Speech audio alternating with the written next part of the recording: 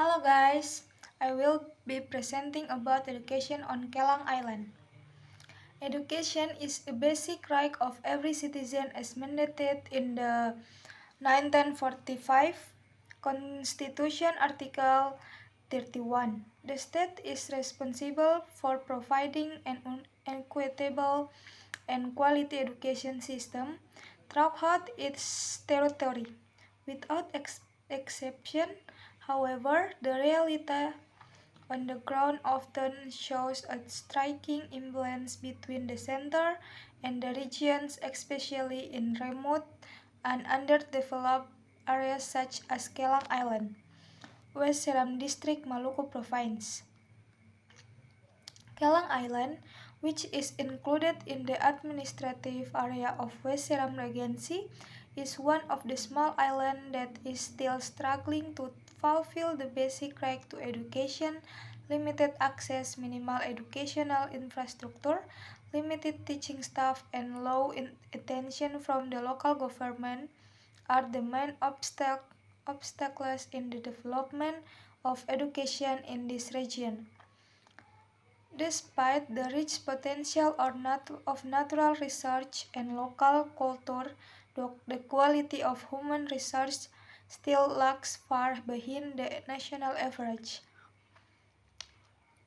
The problem of education in Kelang Island is not a new issue.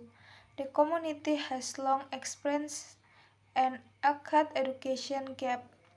Many children have to walk long distance, even through the forest or on small boats, just to get to school, often primary or secondary school that do not have permanent teacher, textbooks, or even proper classroom. Some school buildings are only semi-permanent structure with rusting to roof and makeshift plain walls. Meanwhile, supporting facilities such as laboratories, libraries, and sport facilities are almost non-existent.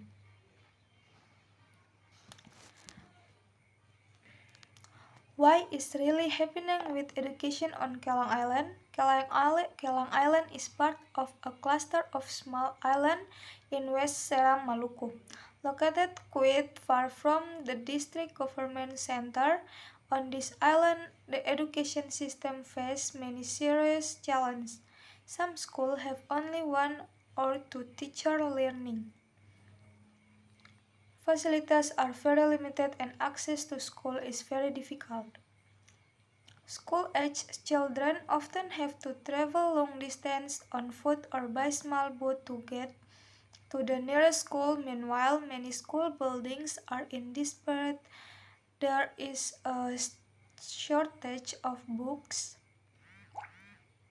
no internet, no network, and no laboratory or library facilities. To make matters worse, the dropout rate is high, especially for, for girls who prefer to get married or help their parents to work. Why is education in Kelang Island so bad? There are several factors that have led to the deterioration of education on Kelang Island. Remote geographical location, Kelang Island is far from the district town. Access to the island is limited and can only be reached by sea transportation, which depend on the weather. This makes the distribution of teacher and education logistic difficult. Lack of awareness of the importance of education, local culture, and social-economic condition mean that many parents do not see education as important. They feel that education has no real impact on their daily life. When did this problem arise? The issue of education on Kelang Island is not a new one. For decades, the region has been lagging behind the education even since the New Order era, when the compulsory education program began to be promoted. Kelang Island has been left behind to the lack of infrastructure and attention. This problem has become more apparent and complex as other regions have developed. When big cities started to implement technology in education, children on Kelang Island were still struggling to find teachers, books, and proper learning space. This inequality becomes even more constraining in today's digital era. Where did this problem occur? This problem occurred on Kelang Island, a small island in the western part of Seram Island, Maluku Province. Kelang is included in the administrative area of West Seram Regency. The island consists of several small villages that are scattered and quite far from each other. The topography of the area consisting of forests, hills, and a long constant makes connectivity between villages very limited. Public transportation is almost unavailable, and electricity is not always available for 24 hours. All of this exacerbates the difficulty of access to education. Who is involved and affected? This issue touches many parties, both those directly and indirectly involved. The children of Kelang Island, they are the most affected with their limitations.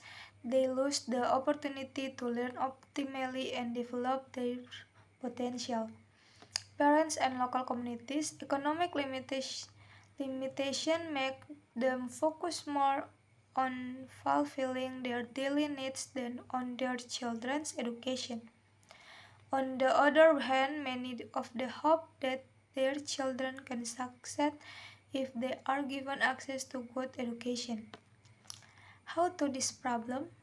Addressing the education crisis in Kelang Island requires a holistic and sustainable approach. Some steps that can be taken are improve education infrastructure. The government shall allocate special funds for the construction and rehabilitation of schools in remote areas. Schools on Kelang Island shall be equipped with proper classroom, libraries, toilet, and clean water.